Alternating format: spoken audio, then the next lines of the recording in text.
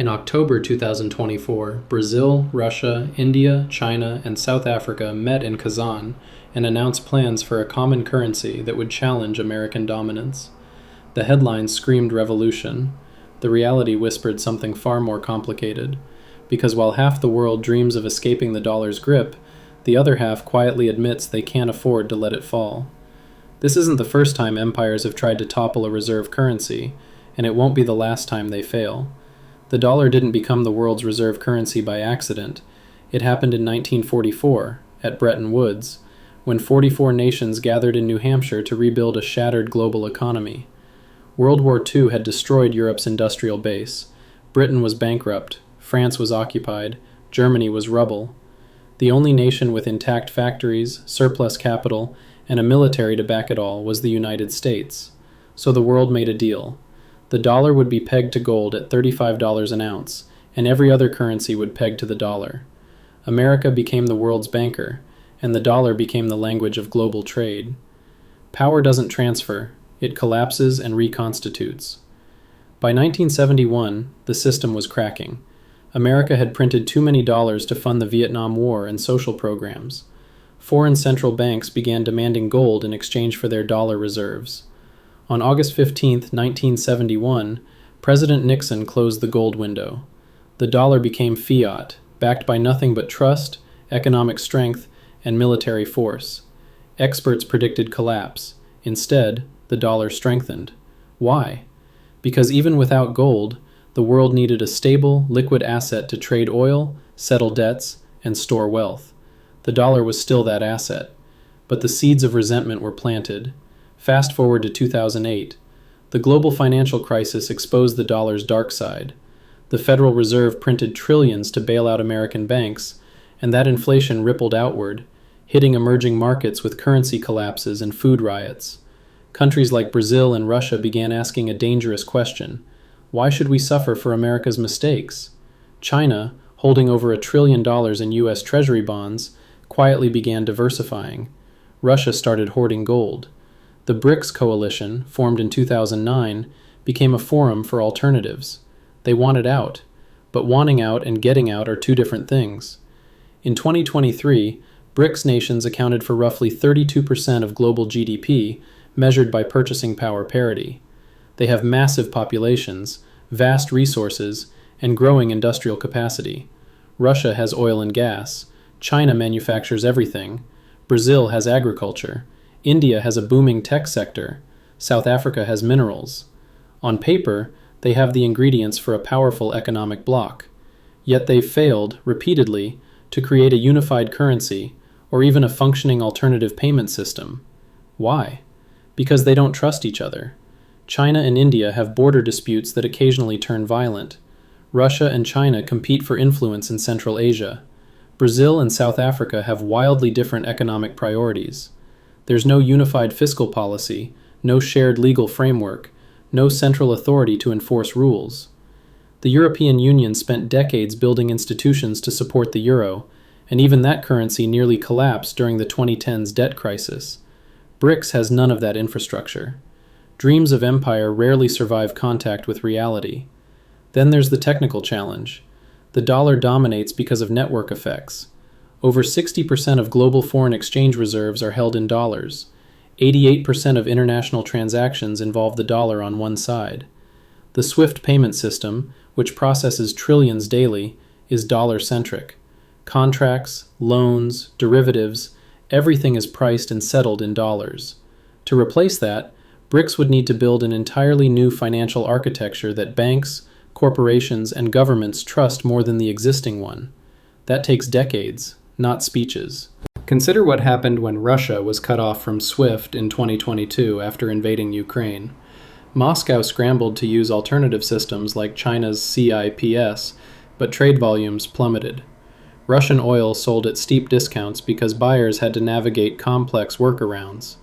Even China, Russia's closest partner, hesitated to fully embrace alternatives for fear of secondary sanctions. The lesson was clear. You can't just opt out of the dollar system without paying a massive economic cost, and most countries aren't willing to pay that cost. Here's the deeper irony. Many BRICS nations actually benefit from the current system. China's export economy depends on stable global trade denominated in dollars. India imports energy priced in dollars. Brazil borrows in dollars. Yes, they resent American influence, but they also rely on American liquidity, American markets, and the stability the dollar provides. Killing the dollar would be like burning down the house they live in. But resentment builds slowly, then all at once. The real threat isn't a BRICS currency replacing the dollar tomorrow. It's the slow erosion of trust that makes alternatives inevitable over time. Every sanction the US imposes, every freeze of foreign assets, every weaponization of the financial system pushes more nations toward diversification. When Washington froze $300 billion in Russian reserves in 2022, every other country holding dollar assets asked the same question: could we be next? That fear is more powerful than any summit declaration. History shows us how reserve currencies die. The British pound sterling dominated global finance for over a century, from the Napoleonic Wars through World War I. London was the world's financial capital. The pound was backed by the largest empire in history, the strongest navy, and sophisticated banking institutions. But 2 world wars drained Britain's wealth. America emerged stronger. By 1956, during the Suez Crisis, Washington forced London to abandon its military operation by threatening to dump British bonds. The message was clear: Britain was no longer in charge. The pound's reserve status slowly faded over the next 2 decades. Empires don't announce their decline. Markets whisper it first. The dollar won't fall the same way. There's no single challenger ready to step up. The euro is fragmented by political divisions. The yuan is controlled by Beijing's authoritarian government, which restricts capital flows and manipulates exchange rates. No major investor wants to park wealth in a currency that can be frozen or devalued by political decree. Gold can't facilitate modern commerce at scale. Cryptocurrencies are too volatile and lack institutional backing. So the dollar remains, not because it's perfect, but because every alternative is worse. Yet something is shifting beneath the surface. Central banks are buying gold at record rates, over 1,000 metric tons annually since 2022. China and Russia lead the way, reducing dollar reserves and building bullion stockpiles. Bilateral trade agreements are emerging that bypass the dollar entirely. China and Saudi Arabia discuss settling oil trades in yuan. India and Russia trade in rupees and rubles. These aren't headline-grabbing moves, but they're persistent structural changes that reduce dollar dominance one transaction at a time. The question isn't if the dollar will lose its monopoly, it's when and how. Think of it like this. The dollar system is a fortress with 1,000,000 small cracks. No single crack will bring it down. But each sanction, each monetary expansion, each geopolitical conflict adds another fracture. Eventually, the structure weakens enough that a crisis, maybe a debt spiral, maybe a war, maybe a technological disruption, causes a cascade. And when reserve currencies collapse, they collapse quickly. The pound sterling lost half its reserve share in just 15 years during the 1950s and 60s. The BRICS currency, if it ever materializes, won't be the cause of that collapse. It will be the symptom. It will emerge only after the dollar has already weakened significantly, after trust has eroded, after nations have no choice but to create alternatives because the cost of staying in the dollar system exceeds the cost of leaving. That moment hasn't arrived yet.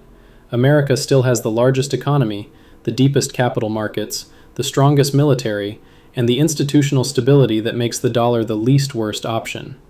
But least worst is not the same as invincible. So where does this leave you?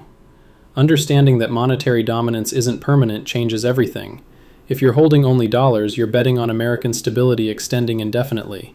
If you're diversifying into gold, foreign assets, or hard commodities, you're hedging against the slow erosion of dollar purchasing power.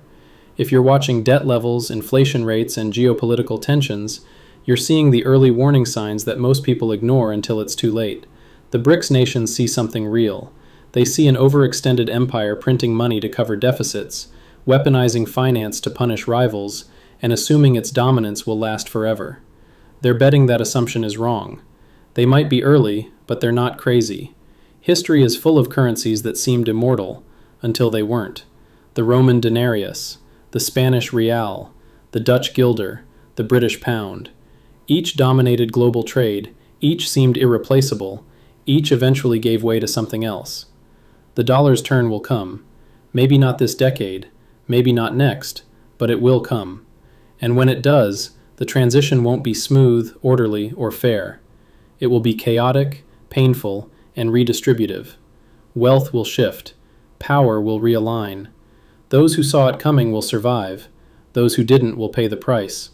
The BRICS currency might fail, probably will fail in its current form, but the impulse driving it, the desire to escape a system rigged by and for one nation, that impulse won't die.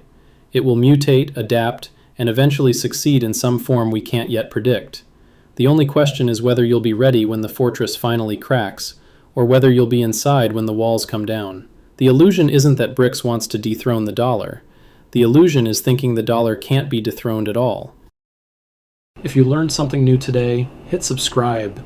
There's always more history waiting to be uncovered here on Econ Prime.